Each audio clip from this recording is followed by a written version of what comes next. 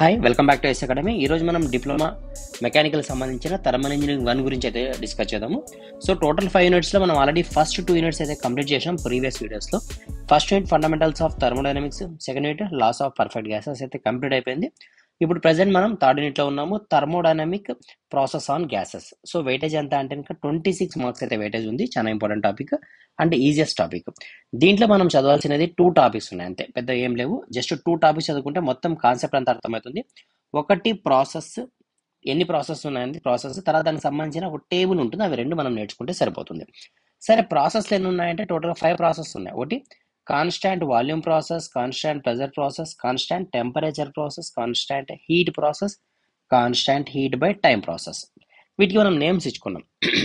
Constant volume process అని ఇంకా isochoric process అని, కాన్స్టాంట్ ప్రెజర్ అయితే ఐసోబారిక్ ప్రాసెస్ అని, కాన్స్టాంట్ టెంపరేచర్ అయితే ఐసోథర్మల్ ప్రాసెస్ అని, కాన్స్టాంట్ హీట్ అయితే అడియాబాటిక్ ప్రాసెస్ అని, కాన్స్టాంట్ హీట్ బై టైం అయితే దాన్ని మనం పాలిట్రోపిక్ ప్రాసెస్ అని. అంటే ఈ ప్రాసెస్లో వాల్యూమ్ కాన్స్టాంట్గా ఉంటుంది అని. ఏ ప్రాసెస్లో? ఐసోకోరిక్ ప్రాసెస్లో. క్లియర్ కదా? సరే, ఇది మనకు అర్థమైంది. Constant volume, constant pressure, constant temperature, constant heat by time. Isochoric, isobaric, isothermal, adiabatic, పాలిట్రోపిక్. ఇంత క్లియర్ కదా? సరే, వీటిని మనం 2 పార్ట్స్గా డివైడ్ చేసుకుందాం మనకు అర్థమయ్యే దానికోసం. సో ఇవన్నీ ఒక పార్ట్ కింద చదువుతాం, ఇవన్నీ ఒక పార్ట్ కింద చదువుతాం. ఇవన్నీ టెక్స్ట్ బుక్లో కూడా అట్లే ఉంటుంది. ఓకే, సరే, ఇక్కడ మనం యూజ్ చేయాల్సినది అంటే ఫస్ట్ 3కి మనం యూజ్ చేయాల్సిన ఫార్ములాస్ ఏమున్నాయి అంటే ఇంకా ఫార్ములాస్ ఒకటే ఒక formula, PV by T is equal to constant. మనం ఇంతకుముందు చూసి ఉంటాం real gas equation, PV is equal to MRT వచ్చింటుంది కదా. సో అక్కడ మనం నేర్చుకుంటాం PV by T is equal constant అని. సరే, దీంట్లో మనకి 3 డెఫినేషన్లు వచ్చింటాయి, అంటే లాస్ వచ్చింటాయి యాక్చువల్గా.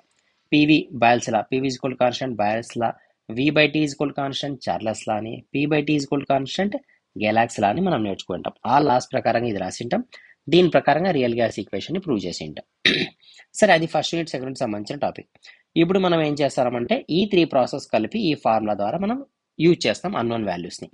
సరే, ఎలా కనుక్కుంటాము అంటే ఇంకా ఇక్కడ చూడండి, మనకి కాన్స్టాంట్ వాల్యూమ్ ప్రాసెస్ ఉంది అంటే దాని మీనింగ్ ఏమి? వాల్యూమ్ కాన్స్టాంట్గా ఉంది అని, అంతేనా? సరే, వాల్యూమ్ కాన్స్టాంట్గా ఉంది, దీనికి సంబంధించి టేబుల్. సో వాల్యూమ్ కాన్స్టాంట్గా అయిపోయినప్పుడు అంటే V1 ఈజ్వల్ V2 అని, V1 ఈజ్వల్ V2 అని, దాని మీనింగ్ అంతేం లేదు. సో వాల్యూమ్ కాన్స్టాంట్గా ఉన్నప్పుడు మరి రిమైనింగ్ ఏమైతే P1 by T1 is equal to P2 by T2 అనేది దీనికి సంబంధించిన ఫార్ములా. అర్థమవుతుందా? నెక్స్ట్ అదేవిధంగా కాన్స్టాంట్ ప్రెజర్ ప్రాసెస్ అన్నాం అనుకోండి, ప్రాసెస్ కాన్స్టాంట్ ఉంటుంది అంటే ఫార్ములా ఏమొస్తుంది? V1 by T1 is equal to V2 by T2 అనేది దీనికి సంబంధించిన ఫార్ములా. కాన్స్టాంట్ టెంపరేచర్ అంటే P1 V1 is equal to P2 V2, ఎందుకంటే టెంపరేచర్ కాన్స్టాంట్ కాబట్టి. ఇంతవరకు అర్థమైందా? సరే, ఇక్కడ మనకు ఇంకొంచెం డీటెయిల్గా మనం దీన్ని అర్థం చేసుకోవాలా, కన్ఫ్యూజ్ కాకోకుండా. సరే, ఈ కింద ఉన్న టాపిక్స్ని మరీ చూద్దాం దీని గురించి. ఫస్ట్ ఈ 3ని కంప్లీట్ చేద్దాం, తర్వాత ఈ 2 డిస్కస్ చేద్దాం. ఇంతవరకు అర్థమైంది కదా? సరే, ఇప్పుడు ఫర్ ఎగ్జాంపుల్ కాన్స్టాంట్ వాల్యూమ్ ప్రాసెస్లో మనకు క్వశ్చన్ అడిగినా అనుకోండి. సో కాన్స్టాంట్ వాల్యూమ్ కాబట్టి మనకి ఇక్కడ మన క్వశ్చన్ ఉండదు, రిమైనింగ్ టర్మ్స్లో క్వశ్చన్ ఉంటుంది. అంటే ఫర్ ఎగ్జాంపుల్ మనం కాన్స్టాంట్ వాల్యూమ్ ప్రాసెస్ గురించి మాట్లాడేటప్పుడు formula P1 by T1 is equal to P2 by T2 కాబట్టి దీంట్లో ఏదో ఒక వాల్యూని మిస్ చేస్తాడు, ఆ వాల్యూని మనల్ని కనుక్కోమంటాడు. ఫర్ ఎగ్జాంపుల్కి మనము ఇప్పుడు P1ని కనుక్కోమన్నాడు అనుకుందాం, అప్పుడు ఫార్ములా ఏమొస్తుంది? సో ఫార్ములా ఏమొస్తుందంటే ఈ ఏదైతే T1 ఇక్కడ ఉందో ఈ సైడ్ పోతే, సో P1కి సంబంధించిన ఫార్ములా ఏమైంది? P2 by T2 into T1 అయింది, ఎందుకంటే డివిజన్లో ఉంది, ఈ సైడ్ పోతే ఇంటూ అయింది. లేదు, ఈసారి క్వశ్చన్లో మనకు P2ని కనుక్కోమన్నాడు. P2ని కనుక్కోమన్నాడు అంటే ఫైండ్ అవుట్ చేయమని అంటే రిమైనింగ్ 3ని ఇచ్చింటాడు అని దాని మీనింగ్. సరే, అప్పుడు మనకి P2ని కనుక్కోమని అనుకోండి, సో ఈ T2 ఆ సైడ్ పోతుంది, P1 by T1 into T2 అవుతుంది. క్లియర్ అయ్యే ఫార్ములా? ఓకే.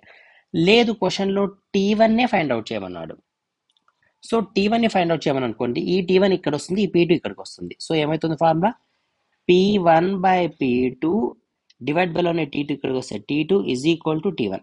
అర్థమైందా? ఇది రీప్లేస్ అయిన అంతే, జస్ట్ ఇక్కడ T1 ఉంది, ఈ T2 ఈ సైడ్ వచ్చింది. సో T1కి సంబంధించిన ఫార్ములా ఎలాగైతే P1కి P2 వచ్చిందో అదేవిధంగా మనకి ఏం ఫార్ములా కావాలి? నెక్స్ట్ T2కి సంబంధించిన ఫార్ములా కావాలి.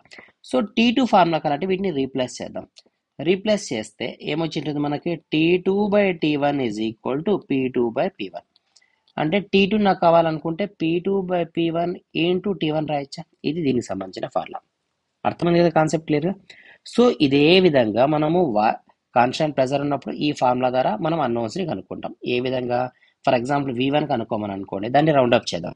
రిమైనింగ్ T1 ఇక్కడికి వస్తే ఇంటూ T1 అవుతుంది. అంటే V1 ఫార్ములా ఏమి V2/T2 ఇంటూ T1. క్లియర్ కదా?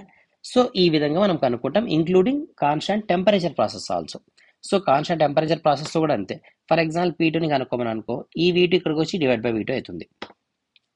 లేదు P1ని కనుక్కోమని అనుకో, ఈ V1 ఈ సైడ్ పోయి V1 అవుతుంది /లో. సో ఈజీ కదా? జస్ట్ మనకేం తెలుసల్లా, ఫస్ట్ దీనికి సంబంధించిన రిలేషన్స్ తెలుసల్లా. ఈ రిలేషన్స్ ఎలా అర్థమవుతాయి? ఈ ఫార్ములా ద్వారా అర్థమవుతాయి. ఈ ఫార్ములాని అర్థం చేసుకొని ఈ పేర్లు అంటే కాన్స్టాంట్ వాల్యూమ్ అంటే వాల్యూమ్ కాన్స్టాంట్ చేయాలా, కాన్స్టాంట్ ప్రెజర్ అంటే ప్రెజర్ని కాన్స్టాంట్ పెట్టాలా, కాన్స్టాంట్ టెంపరేచర్ అంటే టెంపరేచర్ని కాన్స్టాంట్గా పెట్టాలని క్లియర్గా అర్థమైతే చాలు, మనం ఏ క్వశ్చన్ అన్నా కూడా సాల్వ్ చేయొచ్చు ఈ టాపిక్ నుంచి. క్లియర్? సరే, ఇవి 3 అయితే అర్థమైనాయి. ఇంకా నెక్స్ట్ మనకు 2 ఉన్నాయి. ఆ 2ని కూడా చూద్దాం. ఇవే కదా 2. సరే, ఈ 2ని చూద్దాం. ఇక్కడ మనం ఏం నేర్చుకోవాలి? కాన్స్టాంట్ హీట్ ఒకటి అంటే అడియాబాటిక్ ప్రాసెస్ ఒకటి, పాలిట్రోపిక్ ప్రాసెస్ ఒకటి. ఇక్కడ కొంచెం లెంతీగా ఉంటుంది ఈ రెండింటికి సంబంధించిన రిలేషన్. ఏందా రిలేషన్ అంటే గనక P1 V1 వద్దులేండి, ఫస్ట్ బేసిక్ ఫార్ములా రాద్దాం. ఇక్కడ ఫార్ములా ఏమంటే PV/T whole power gamma is equal to constant. ఇక్కడ PV/T ఈజ్ ఈక్వల్ కాన్స్టాంట్ ఈ 3 ప్రాసెస్కి, ఇక్కడ PV/T whole power gamma is equal to constant. So కొన్ని చోట్ల మీకు గామా రావచ్చు, కొన్ని చోట్ల మీకు ఎన్ కూడా రావచ్చు. అంటే ఈ ప్లేస్లో జస్ట్ గామా కానీ ఎన్ కానీ వస్తుంది. గామా ఎప్పుడు వస్తుంది? అడియాబాటిక్ ప్రాసెస్లో. ఎన్ ఎప్పుడు వస్తుంది? పాలిట్రోపిక్ ప్రాసెస్లో. గామా వాల్యూ ఎంత అంటే 1.4, పాలిట్రోపిక్ ప్రాసెస్ వాల్యూ ఎంత అంటే 1 నుంచి 1.4 మధ్యలో ఎంత ఉండొచ్చు. అది మనకి క్వశ్చన్లో ఎంత ఇస్తే అంత తీసుకుంటాం, కానీ ఫార్ములా మారదు. అర్థమైంది కదా? ఫార్ములా మాత్రం ఇదే ఫార్ములానే యూజ్ చేస్తాం. ఒక్క నిమిషం, ఇక్కడ మనకి స్పేస్ లేదు, నెక్స్ట్ పేజ్లో రాద్దాం క్లియర్గా మనకు అర్థమైనట్ల. ఓకేనా? సరే, ఇదంతా రిమూవ్ చేసి రాద్దాం. సరే, ఇప్పుడు మనకి ఏమర్థమైంది? కాన్స్టాంట్ హీట్ ప్రాసెస్ ఒకటి, కాన్స్టాంట్ హీట్ బై టైం ప్రాసెస్కి మనం నేమ్స్ ఇచ్చుకున్నాము. ఒకటి అడియాబాటిక్ ప్రాసెస్ అని, ఇంకోటి పాలిట్రోపిక్ ప్రాసెస్ అని. సో వీటికి సంబంధించిన రిలేషన్ ఏముందంటే PV/T whole power gamma is equal to constant అని నేర్చుకున్నాం. సరే, ఈ రిలేషన్ని మనం ఎలా స్ప్లిట్ చేయాలా, ఎలా ఎలాబరేట్ చేయాలంటే ఇంకా P2/P1 is equal to V1/V2 whole power gamma is equal to T2/T1 whole power గామా/గామా-1. ఇది బేసిక్ ఫార్ములా ఈ 2 ఫార్మాట్స్లో క్వశ్చన్స్కి. అర్థమైందా? సో దీన్ని మనం ఎలాబరేట్ చేసుకుంటే సపరేట్గా ఈ విధంగా వచ్చింది. దీన్ని మాత్రమే ఫాలో కండి, వేరే ఫార్ములాస్ ఫాలో కావద్దు. వేరే ఫార్ములాస్ అంటే ఏమంటున్నాం? ఇక్కడ నేను P2/P1 రాసిన, మీరు పొరపాటున కూడా P1/P2 రాయకూడదు.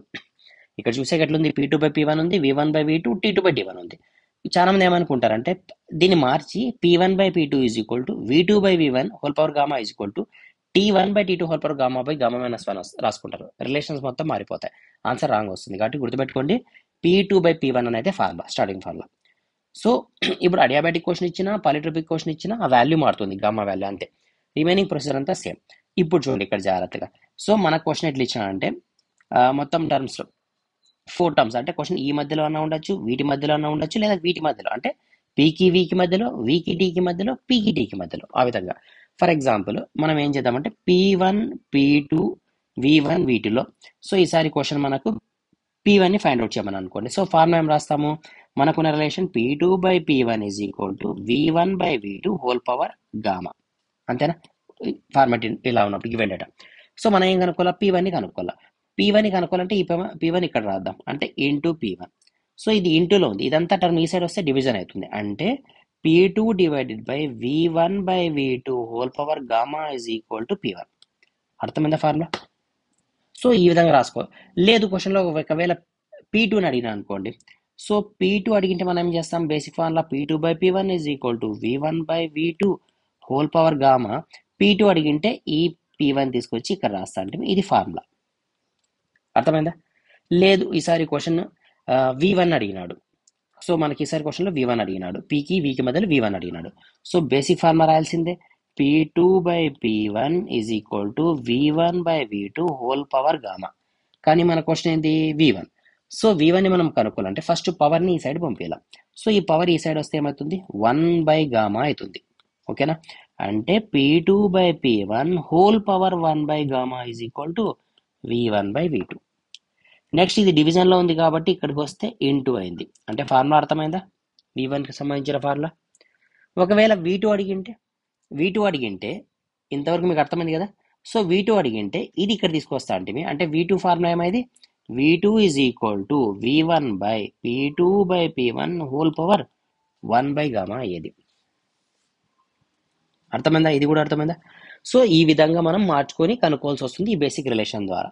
ఇప్పుడు మనం పీకి వీకి ఎలాగైతే చూసినామో రిమైనింగ్ టర్మ్స్ చూద్దాం. అంటే పీకి టీకి చూద్దామా ఒకసారి, పీకి టీకి ఒకసారి చూద్దాము, వీకి టీకి కూడా ఒకసారి చూద్దాం. ఎందుకంటే మీరు మొత్తం ఫర్ ఎగ్జాంపుల్ థర్మోడైనమిక్స్ కావచ్చు, థర్మల్ ఇంజనీరింగ్ 1 కావచ్చు, 2 కావచ్చు, మీరు C20 ఉన్నా C23 ఉన్నా ఫ్యూచర్లో కానీ ఈ కాన్సెప్ట్స్ మాత్రం చాలా ఇంపార్టెంట్. మనం కన్ఫ్యూజ్ అయ్యే టాపిక్స్ ఇవి. అంటే మొత్తం 3 సబ్జెక్ట్స్ రిలేట్ అయి ఉంటాయి జస్ట్ ఈ ఫార్ములా వల్ల. మీరు Otto cycle, diesel cycle, air standard సైకిల్స్లో పైన కూడా ఇవే ఫార్ములాస్ మీకు అక్కడ యూజ్ అవుతాయి.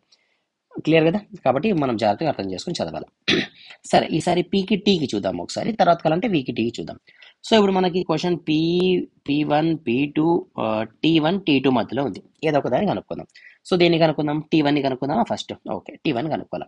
రిలేషన్ ఏమి? P2/P1 is equal to T2/T1 whole power γ/γ-1. మనం కనుక్కోవాల్సిన వాల్యూ లోపల ఉంది. సో పవర్ ఈ సైడ్ పంపిద్దాం. So P2/P1 whole power γ-1/γ is equal to T2/T1.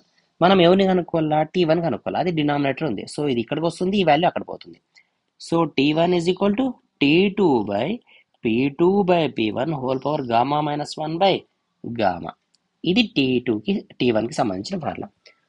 ఒకవేళ T2 అడిగింటే ఈ T1 తీసుకొచ్చి ఇక్కడ రాస్తాను కదా, ఈ T1 తెచ్చి ఇక్కడ T1 పెడతా అంటే ఇది T2 ఫార్ములా అయిపోయేది.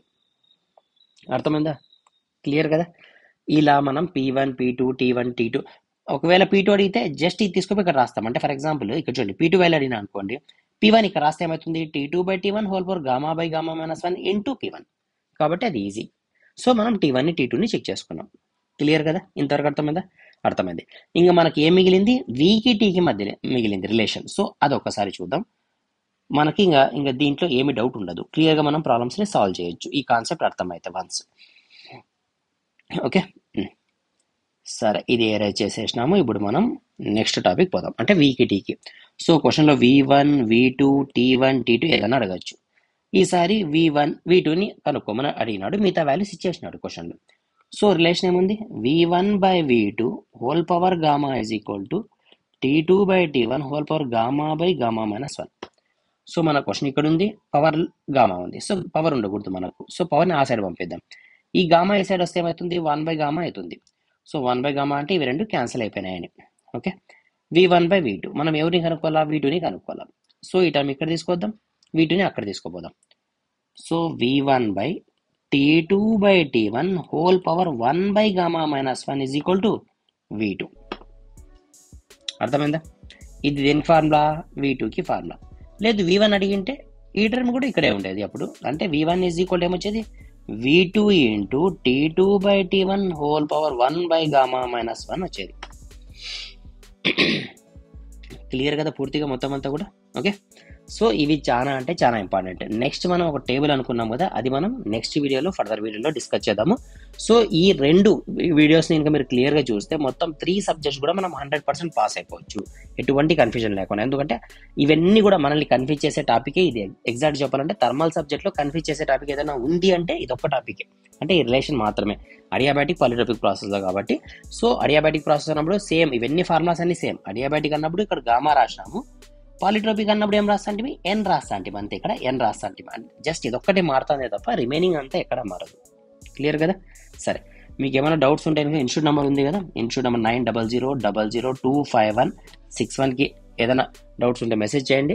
సో ఆ డౌట్స్ మనం వాట్సాప్లో అయితే మనం క్లారిఫై చేయలేము కాబట్టి, సో మనం ఏమైనా డౌట్స్ ఉన్నట్టు మనం నెక్స్ట్ వీడియోలో డిస్కస్ చేద్దాం. క్లియర్ కదా?